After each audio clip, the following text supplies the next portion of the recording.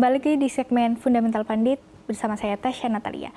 Pada sore hari ini kita akan membahas salah satu emiten telekomunikasi raksasa di Indonesia, yakni PT Telkom Indonesia, yang harga sahamnya beberapa hari ini dibilang cenderung loyo ya, bahkan sejak awal tahun sudah terkoreksi sekitar 11%-an. Tapi di balik itu ada valuasi yang masih menarik. Nah, apakah layak untuk diakumulasi?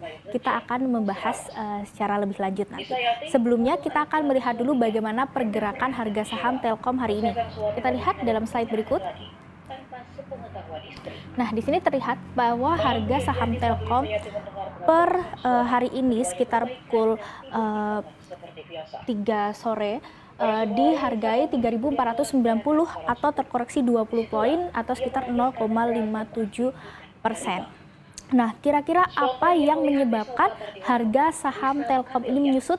Kita ketahui ada beberapa poin. Slide berikutnya. Nah, di sini ada beberapa alasan ya. Yang pertama adalah dari lemahnya kinerja di kuartal 4 tahun lalu, di mana perusahaan ini mencatatkan laba bersih turun dari 6,74 triliun sekian pada kuartal 3 2023 menjadi 5,01 triliun pada kuartal 4 tahun lalu. Nah, akibat lemahnya kinerja di kuartal terakhir tahun lalu menyebabkan ekspektasi pertumbuhan sepanjang 2023 itu tidak sesuai ekspektasi.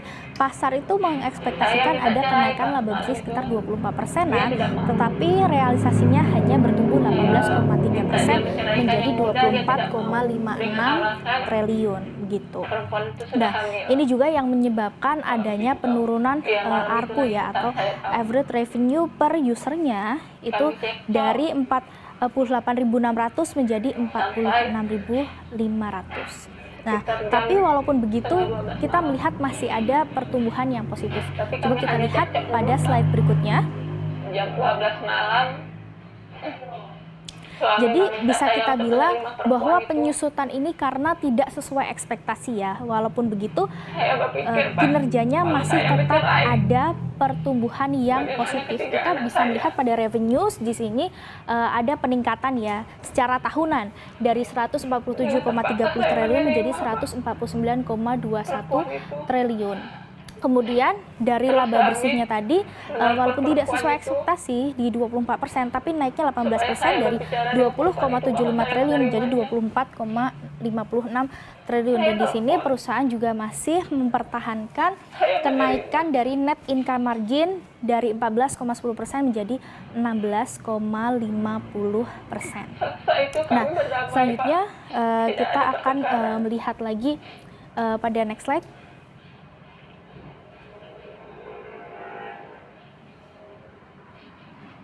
Nah, di sini tadi kita sempat membahas tentang penurunan average revenue per user ya, atau ARPU, yang walaupun bisa kita bilang terjadi pelemahan kinerja pada kuartal 4 ini menyebabkan pula penurunan ARPU, ini ternyata disebabkan dari penerbitan atau peluncuran produk baru bernama Telkomsel Lite ya, yang dimana ini memang harganya cenderung lebih terjangkau, sekitar di Rp1,5 sampai dengan Rp4,2 per megabyte-nya. Ini secara harga jauh lebih terjangkau dibandingkan dengan secara rata-rata di 3 perusahaan telekomunikasi besar di Indonesia di sekitar 2,7 sampai dengan Rp3,8 per megabyte-nya. Jadi ini merupakan satu strategi perusahaan untuk mengincar segmen berpendapatan rendah ataupun menengah, atau bisa dibilang juga di kalangan anak muda ya, yang memang pendapatannya ini biasa dari rentang menengah ke bawah. Tetapi ini juga menjadi salah satu strategi juga ya, walaupun dari sisi harga ini cenderung lebih terjangkau. Di Indonesia saat ini memang Gen Z atau anak muda ini cenderung lebih banyak begitu secara persentase dari total populasi. Jadi ini diharapkan bisa meningkatkan penetrasi untuk dari pelanggan Telkom sendiri, maupun juga penetrasi di fixed Sempat dia broadband-nya mengejar ke saya depan, sampai ke ruang begitu. tengah. Apalagi Tapi karena di takut, tahun lalu ini juga sudah tercatat ya di pendapatan perusahaan itu IndiHome sudah masuk. Jadi dengan brand awareness yang bisa meningkat, diharapkan nanti pelanggan juga bisa semakin bertambah dengan harga yang kompetitif mengejar di saya sampai ke dapur. kompetitornya. Nah, selanjutnya Saya buka kita pintu melihat dapur, saya lagi lari keluar, Pak. bagaimana tentang Di sana Telkom. sempat dia mengejar saya sampai Di keluar. sini ada segmen dari Ada- pendapatan ada ya yang tadi sempat laki-laki saya yang mau bilang kerja bahwa kan mau IndiHome ini minta tolong sudah sama laki-laki. berkontribusi cukup lumayan Saya bilang, Kak, karena masuk tahun jangan lalu sampai ikut campur, ke gitu Telkomsel ya, dan di sini Iya, katanya saya ada mau peningkatan kerja. juga menjadi 28,75 triliun, naik Karena nggak ada 0,27 pertolongan, dia lari persen. Dan di sini juga sudah orang tuanya. mampu mengompensasi ya pendapatannya itu Iya. dari Saat itu saya nyari kesempatan kalau di untuk sini keluar kita untuk bilang uang ada ketinggalan segmen, saya, Pak. ada SMS, fix and cellular video itu ada Saya penurunan bangunkan yang dari paling tua. 17,89 triliun menjadi 12,47 triliun.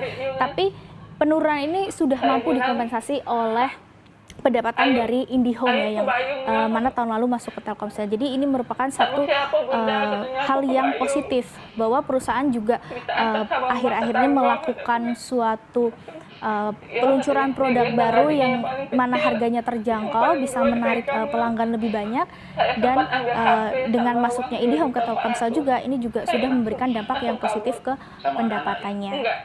Betul. Nah, selanjutnya next slide.